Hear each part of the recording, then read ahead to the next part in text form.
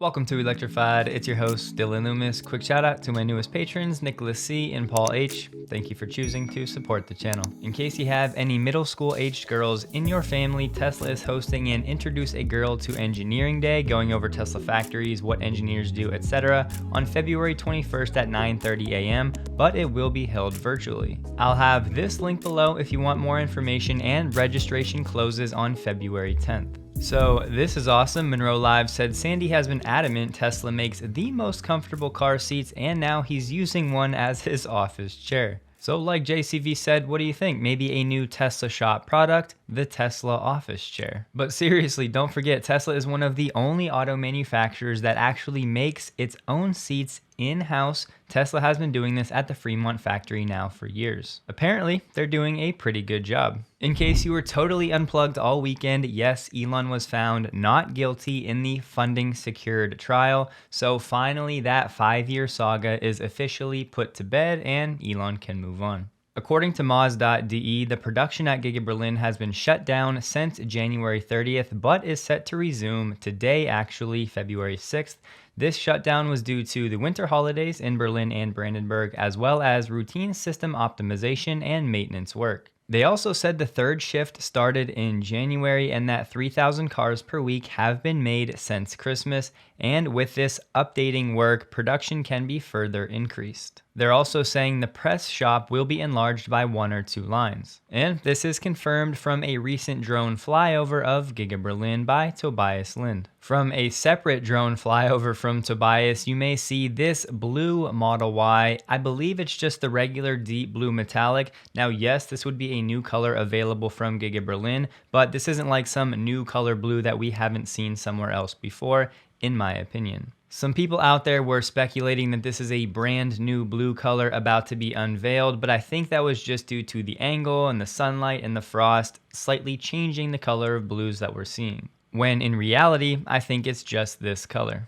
TOSV asked Elon about the FSD Beta 11.3. He said, V11 has been tougher than expected. It's a significant re-architecture of neural nets, plus many more neural nets replacing C++.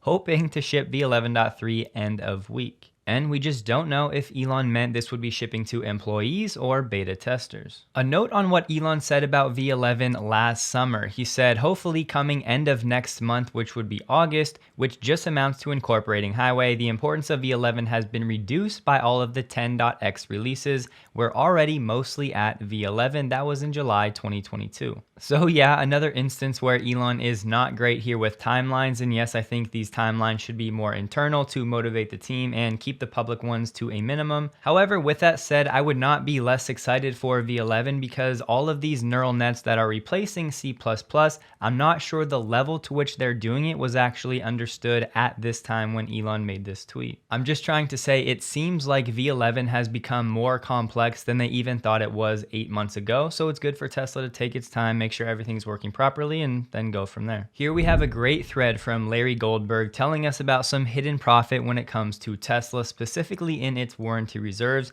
We really haven't talked about this topic on the channel for maybe 6 to 12 months, so I figured it'd be a good time to bring it up again. Think of warranty reserves as a rainy day fund that Tesla sets aside, planning for future expenses and repairs that it will have to cover that are under warranty. So these bars on this chart from Larry is showing us that each year, the blue bar is Tesla's warranty provision, and it's compared to the actual warranty cost that Tesla has incurred in orange. Simply put, every year dating back to 2018, Tesla has set aside more money than it's actually had to spend on these repairs under warranty. And this green line is the accrued warranty provision, or the cumulative amount added up over the last 5 years, now totaling $3.5 billion.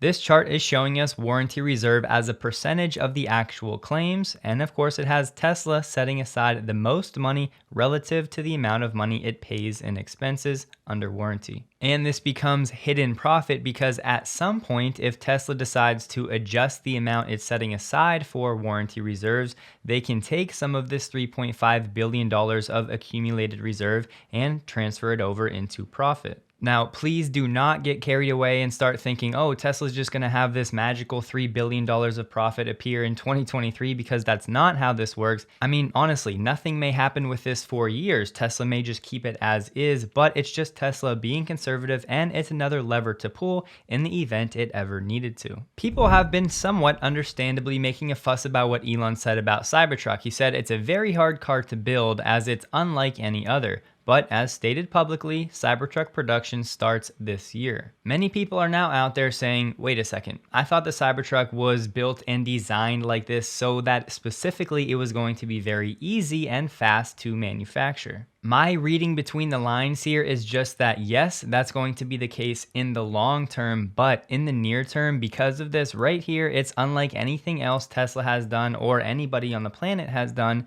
There will be challenges up front. That's why I've said many times publicly my expectations for the Cybertruck ramp are lower than anything that Tesla and Elon say publicly because of all of these new manufacturing challenges. But yes, long term, once these initial new manufacturing challenges are figured out, then it should be much easier to build at scale. Some articles over the weekend were pulling clips from this video that, by the way, was from 9 months ago to now say it was a new leak and showing off the Cybertruck 4-wheel steering. Just know that was an old video, and yes, 4-wheel steering would be great, but even better would be steer-by-wire, but we don't have anything official. However, Elon did comment on this picture and said the production version of Cybertruck will have the red light bar on the back, which, as I mentioned last week, seemed like an essential decision. And in case you missed that video both times, this right here is just what everybody's been referring to. Visual Capitalist put this table together. Just wanted to give you the chance to screenshot it because this is one of those things that's good to share anytime somebody says, well,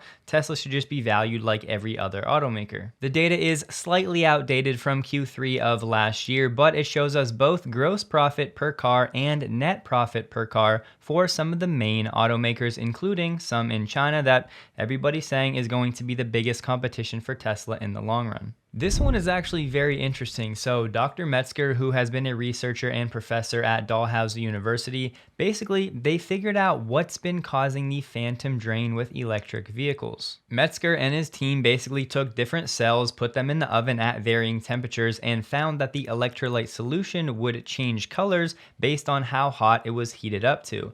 Then from that, they concluded there's this tape that actually decomposes and creates this new molecule that leads to this self-discharge or the phantom drain.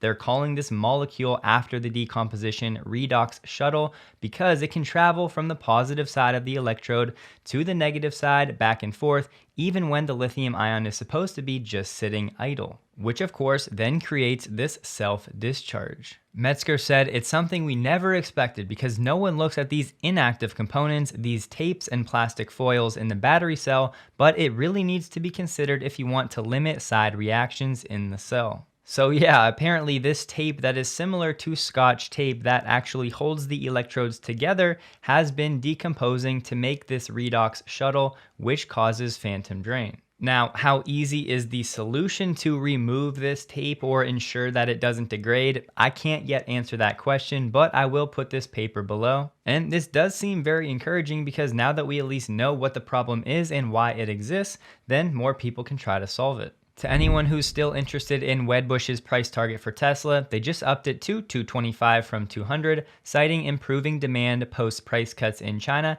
and the Chinese EV re-acceleration story after that survey that they did. It did not take long for Tesla to raise prices on the Model Y anywhere between $1,000 and $1,500. The Model 3 rear-wheel drive actually saw a $500 decrease, and no change for the Model 3 Performance. Tesla is now hiring for a legal counsel for Tesla insurance in Europe. So yes, Tesla is one step closer to rolling out its insurance product overseas. This is a full-time job in Tesla's office in London. Given that this position is set to provide legal and regulatory advice relating to developing insurance products and reviewing ongoing regulatory changes, I'm not ready to say that this rollout in Europe is imminent, but this is a good sign.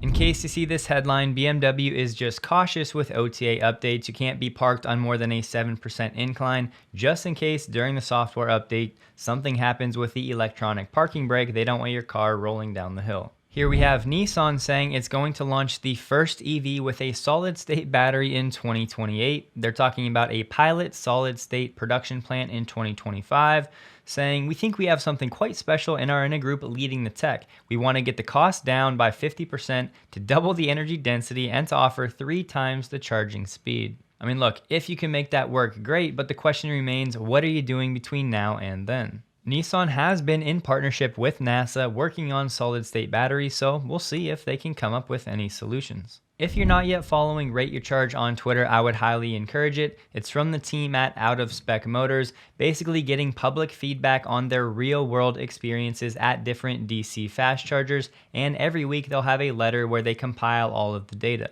This is awesome, and in the long term could serve as a catalyst for some of these non-Tesla charging companies to step up their game based on incoming bad reviews. Britishvolt, the UK battery company that was on track for bankruptcy, is now set to be bought out by Recharge Industries. No word on what Recharge really plans to do with this company, but the deal is supposed to close this week. By now, you've probably seen the Jim Farley quotes that they didn't know that their wiring harnesses in the Mach-E were too long, certain things were too heavy, they underinvested in certain technology, etc. But in a newer interview that will air on Sirius Radio on February 10th, he said it takes us 25% more engineers to do the same work as our competitors. I honestly love the candor, I love the honesty, but Ford has a ton of work ahead. And some of Farley's statements really shouldn't be that surprising. I mean, this video is from 1 year ago by Monroe Live titled Mach-E Thermal System Nightmare. And we know Sandy and the Monroe team have met with Jim Farley and the Ford team, so based on Monroe's teardown of the Mach-E and the Model Y, I'm sure they shared some insight with Jim Farley, and now they know what they need to change. If you're new, Monroe Live also had this video that's public for anybody, the Mach-E Thermal System Part 2, a detailed comparison to the Model Y. The news around Canoo has not been great the last few weeks. Today, it does not get any better. They're looking to raise an additional $50 million by, yes, diluting its shareholders, selling about $52 million worth of new stock. Canoo said it will use the capital for general working capital purposes. Over the weekend, RJ Scaringe confirmed that a small team of engineers is working on an electric bike at Rivian. Bloomberg said it wasn't sure if RJ was referring to a battery electric motorcycle or a bicycle. If I had to guess, based on Rivian's prior trademark for electric bikes and images and lifestyles like this type of e-bike would be my guess. Find me on Twitter at DylanLoomis22. Hope you guys have a wonderful day. Please like the video if you did, and a huge thank you to all of my Patreon supporters.